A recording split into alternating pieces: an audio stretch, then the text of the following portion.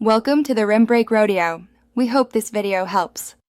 You need the account prerequisites first. Verified email and age settings enabled. Once confirmed, open Roblox settings and enable voice chat and microphone access. Then, in Windows, go to Settings Privacy Microphone and make sure Roblox and your browser are allowed to use the mic.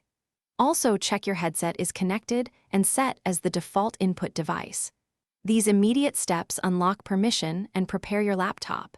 After this, move to driver checks and an app configuration to get audio routing right. Now focus on drivers and routing.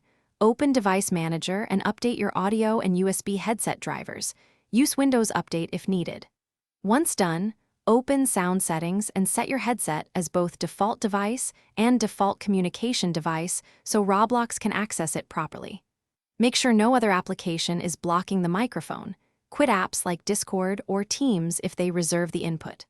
Finally, test the mic in Windows Sound Control Panel to verify input levels before returning to Roblox for in-app. Finish by testing voice in Roblox.